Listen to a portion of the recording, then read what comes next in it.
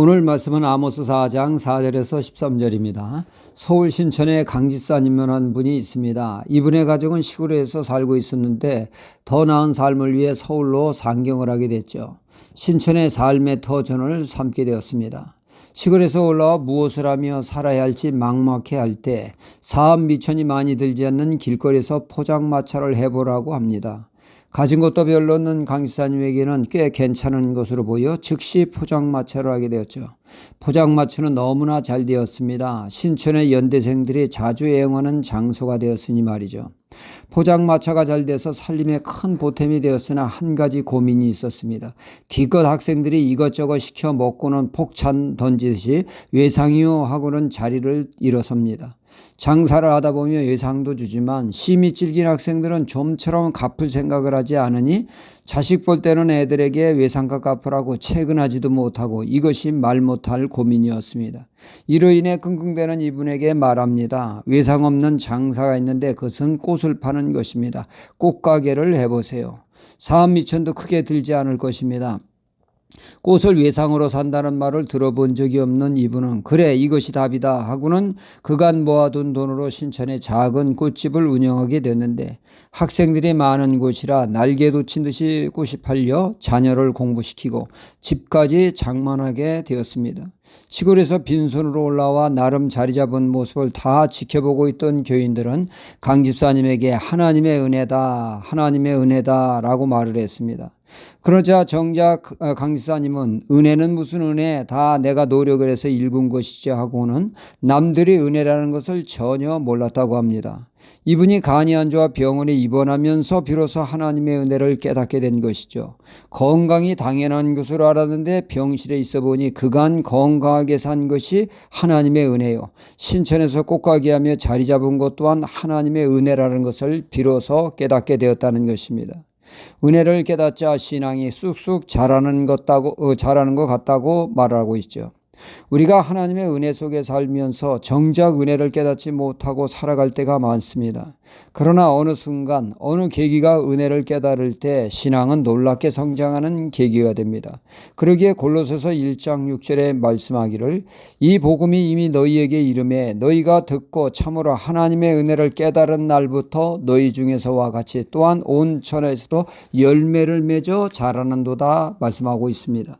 이렇듯 깨달으면 신앙 성장에 큰 도움을 받을 수 있는데 문제는 우리가 잘 깨닫지 못하는 데 있습니다. 남들은 다 아는데 본인만 모르는 어처구니 없는 일들이 얼마나 많습니까? 공개적으로 질문하고 그 자리에서 즉답을 하는 곳에서 한 사람이 자신의 문제를 말했다고 합니다. 아들이 장가 가려고 상견례를 하는데 우리 집안이 별로라고 해서 성사가 안 됐다는 것입니다.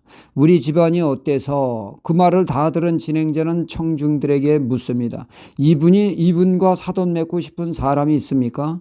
이분 유별나지 않습니까? 그러자 당사자는 나는 절대로 유별나지 않다고 손사래를 칩니다.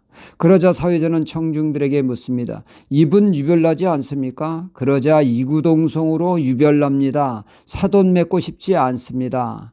다들 그분이 유별나다고 하는데 본인만 유별나지 않다고 억울해합니다. 이렇듯 자신의 잘못을 깨닫지 못하는 경우가 정말 많습니다. 어느 목사님이 설교를 마치고 교인들과 인사를 하는데 한 집사님이 목사님께 아니 목사님은 설교하실 때 왜 호주머니에다 손을 집어넣고 해요? 이 말에 내가 언제 설교 시간에 건방지게 바지에 손을 넣느냐고 나는 절대 그런 적이 없다고 공연히 생사람 잡는다고 이렇게 했습니다. 어느 날 설교하다 문득 목사님이 그 말이 생각나 자신을 내려다보니 앞불싸 떡하니 바지 주머니에 손을 넣고 설교하는 모습을 보고 본인은 놀랐습니다.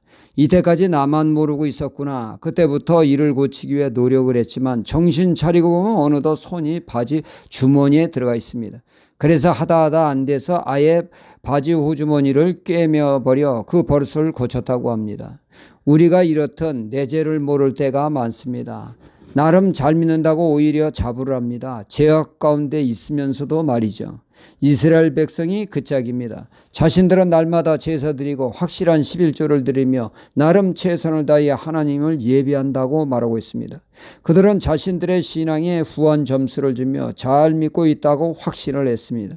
자신들의 죄를 전혀 깨닫지를 못하고 있었죠. 그들은 하나님이 원하시는 말씀에 순종해서 벗어나 삶의 곳곳에 불순종의 삶이 보편화되었는데도 정작 본인들은 모르고 있습니다. 이에 하나님은 선지자를 보내 그들의 죄를 깨우칩니다. 그런가 하면 오늘 본문 말씀에 하나님은 7가지 재앙, 기근, 가뭄, 풍재와 깐부기, 팥종이, 연병, 전쟁, 지진의 재앙을 통하여 그들의 죄를 깨우칠 수 있도록 역사하십니다. 자신의 죄를 깨달아야 회개할 수 있고 하나님께로 돌아올 수 있기 때문입니다. 혹여 우리는 삶의 죄악으로 무너져 있지는 않습니까? 죄로 무너지고 일상화된 상태에서 바른 신앙을 유지할 수 없습니다. 우리의 죄를 깨닫는 역사가 있어야 비로소 신앙을 바로 할 수 있습니다. 할렐루야.